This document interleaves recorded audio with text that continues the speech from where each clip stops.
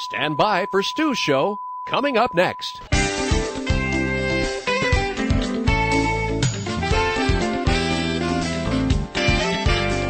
From Chatsworth, California, welcome to Stu's show. 2 hours of great conversation with top celebrities from the world of television, both in front of and behind the cameras, plus your live phone calls. And now, here's the host of Stu's show, Stu Shostak.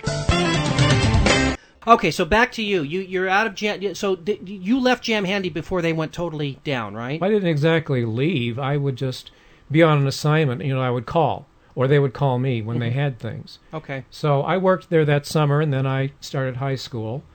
And I used to check back and forth after school and put in a few hours after school and so on. And then in the following year, Bob was moved to another department. Unfortunately, he was the head of a non-existent department. He had no personnel. There was nobody there. So they weren't doing animation anymore. It was done. That was pretty much the state of the situation until I graduated high school in 1970. So did you go into the Navy almost immediately after high school? Or did you? Oh, no. No, you went to college first? I went to college, and I made that film that won the Student Oscar regionally. Right. And I reached this point where I was sort of in a dilemma, because I wondered, where do I go from here? And so I took off about a year to figure that out. And I had done a freelance illustration job for an educational film strip.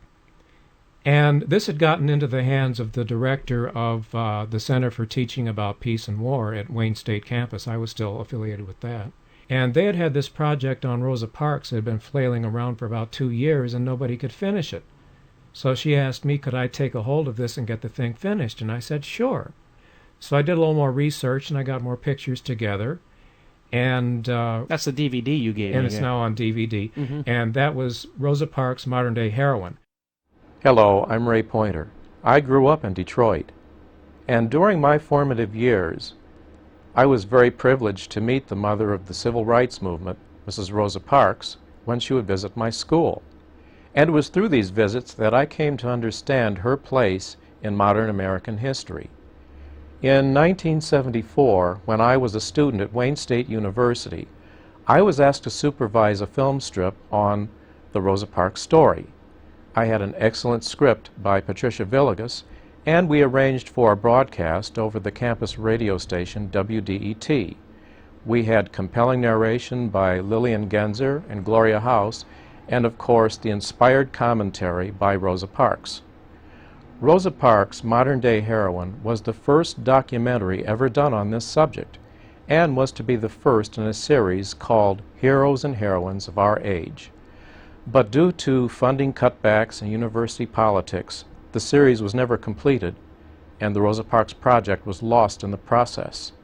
But now, after 30 years of neglect, I have restored it, so that today's audiences can once again experience this moving and dramatic piece told through authentic period photographs. It's a long way from the early days in the United States to our time. For instance, what do you do on a weekend vacation? Go to the beach? Stop at a restaurant for ice cream? Or just have a hamburger at a lunch counter? For millions of black Americans, the right to do even these simple things was denied us for hundreds of years. Black people lived in separate neighborhoods. We could not buy or rent property in white sections of town, even if we could afford to. Black children did not go to school with white children, and black schools were usually not as good. The buildings were old. Books and supplies were lacking. Black people were denied the use of public beaches, resorts, parks, and pools. At the movies, we had a separate section, or we had to sit upstairs.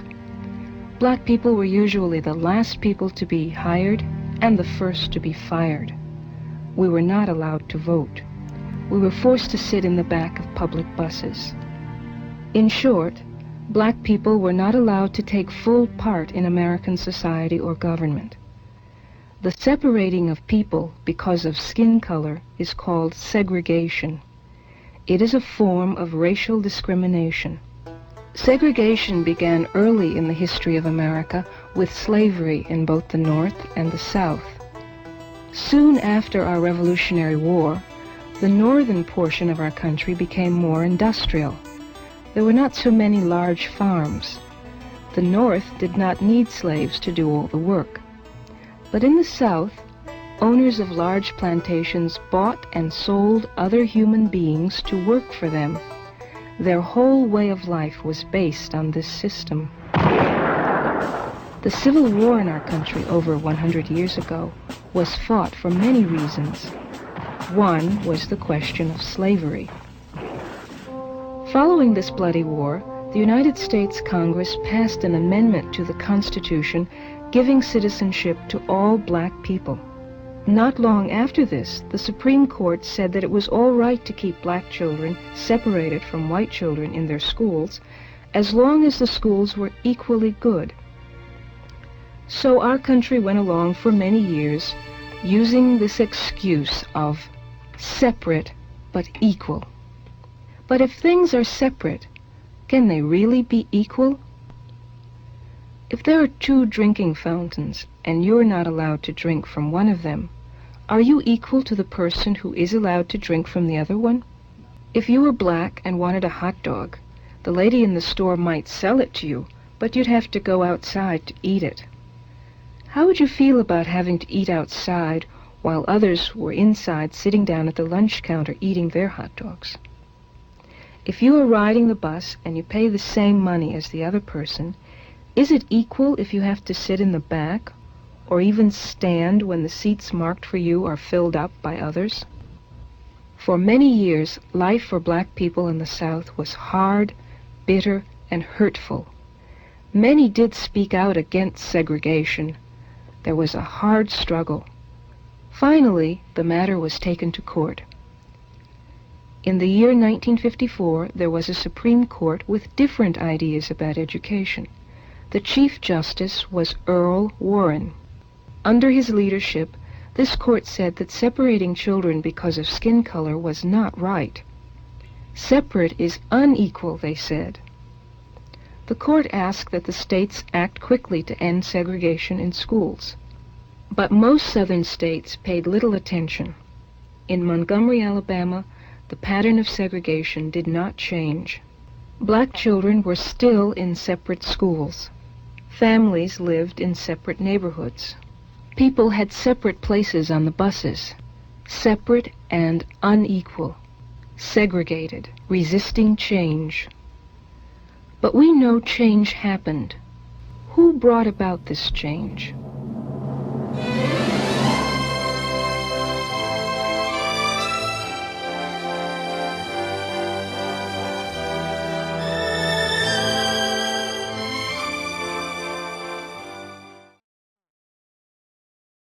That was not animation, that was live action, that was a documentary, so you knew then that you could also do that type of film. Well, actually, it was stills. Stills, okay. Yeah, but yeah. It was documentary style. That's right. But let me get you ahead here now. You joined the Navy and you became a documentary filmmaker for the Navy, did you not? Eventually, yeah. Yeah. So you made documentaries and films for the Navy for how many years? Eventually, I got there. That's another story right there. It took me essentially 4 years to get to that level. What was your proudest thing that you produced during that period there? Working on documentaries with people like Kirk Douglas or Alex Haley, that didn't hurt. Yeah, really. In fact, when I was in the Navy, one of the reasons why I was procured out of USC was because of the reputation I had about the animation. Actually, I had been doing some on the side while I was in the Navy.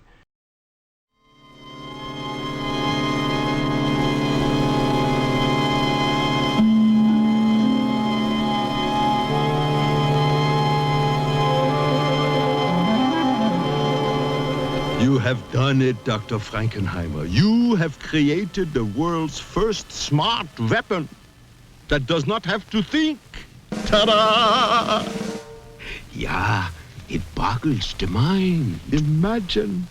You can put your creation aboard any fast attack submarine in the fleet and use existing fire control systems to preset everything the weapon has to know and even launch it from beneath the sea.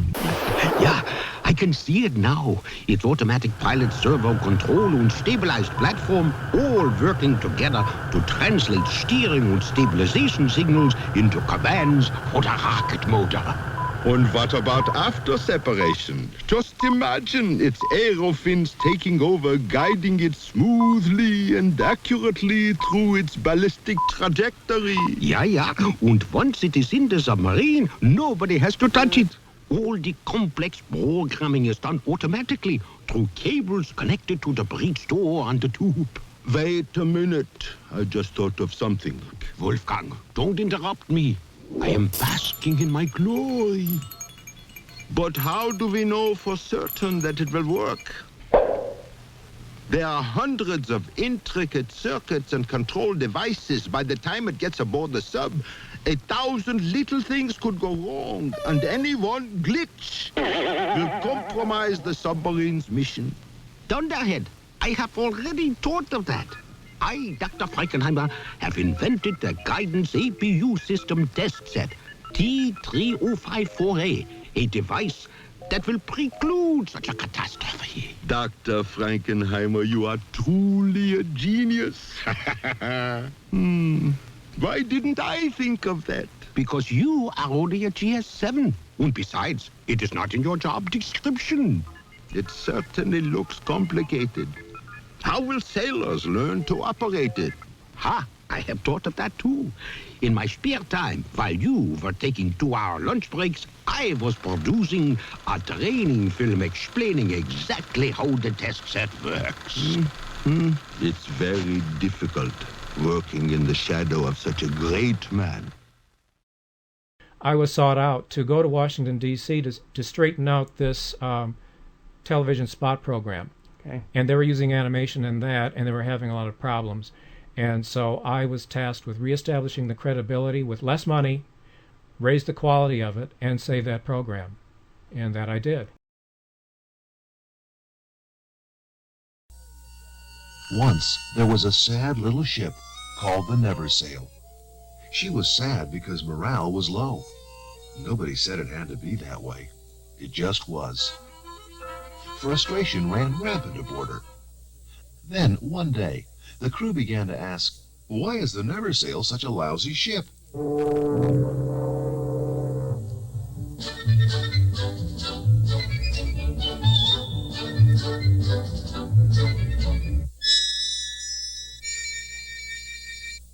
We get it.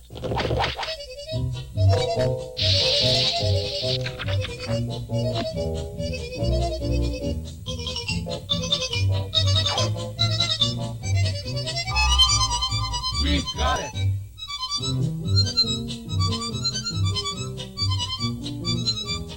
You can be a leader by making that extra effort to do the job right. Pride and professionalism is contagious. Spread it around. Tell everybody about Ken Southworth and some of the masterpieces he worked in. He worked at Disney and Warner's, did he not? He didn't work at Warner's. Okay. But Ken came in the mid-'40s during the height of the war, and primarily because he had polio in one hand. So the Army didn't have use for him, and he came in and had the opportunity to get into the animation field at a very good time at Disney Studio during the 40s. I started a long time ago at Walt Disney's, stayed there for 6 years. I think the first thing I worked on was Three Caballeros. There were other things, Make Mine Music and Song of the South. That was a good thing to work on. And later worked on Cinderella, Alice in Wonderland, and learned an awful lot, worked with some wonderful people in those days. And I guess you would say his crowning achievement before he left was he was an assistant to the infamous Milt Kahl on Alice in Wonderland. And he took great pride in saying that chances are, if you see the croquet sequence with Alice holding a flamingo in her arms, I did that drawing. Well, he did an awful lot of work on the Alice character because with all of the skilled animators that they had there, very few of them could keep her, as they say, on model because of the shape of the head, to keep her consistent and to keep it solid. So he did a lot of fixing of the heads on Alice as well. Wow. I left Disney's along with a few others because at that time there was just no turnover in that business. These people were in heaven and getting well paid for it. So some of us just got our nerve up and left. In my case, I went over to Walter Lantz on the promise of becoming an animator, which I did in about a year. Started to work on Woody Woodpecker and Chilly Willy. Again, in a small studio like that, you can learn a great deal. And the second opening, not the first one from 1950, but the second famous opening of the Woody Woodpecker cartoons, he and Laverne Harding animated that one. That's probably the most famous thing that he has done that everybody has seen. I did not know that, you see. The host was ill-informed there. Wow, that's cool. So then he went over to MGM in their last years of operation when Hanna-Barbera were producer-directors making their CinemaScope cartoons. And then when they closed their theatrical operation and went into TV, he went with them there. So he was at and HB. So he was pretty much there for about 25 years Oh, off my and on. goodness. Yeah, that's why I recognize the name. And he was a full-fledged animator there, correct? Right. Yeah. But I recognized his name from the Walter Lantz cartoons. Okay. And you hooked up with him how? I hooked up with him in the winter years of his life on Adventures from the Book of Virtue. Okay. And I was a unit production manager, and he was brought in as sort of a post-production director to straighten out things that weren't animated right. Gotcha. And you guys ended up forming your own company, and Right. you made your own films. That's right. Just to wrap things up about Ken Southworth, how many years were you associated with him, and how many things did you produce with him? Do you know? 10 years. We did the animation instruction course. It was set up as a home instruction course to teach the basic principles of animation.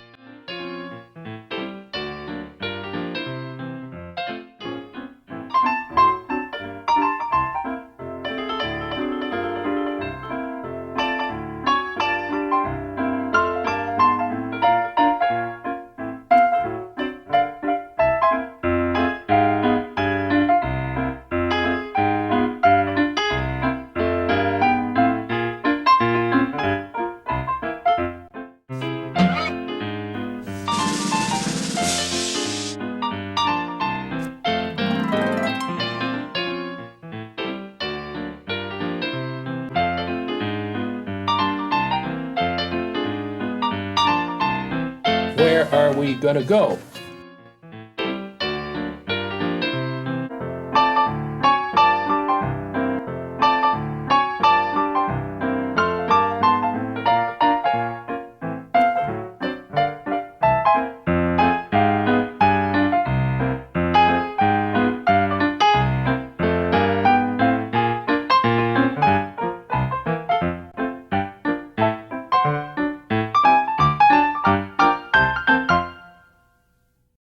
June 18th, ladies and gentlemen. June 18th, Ray will be back.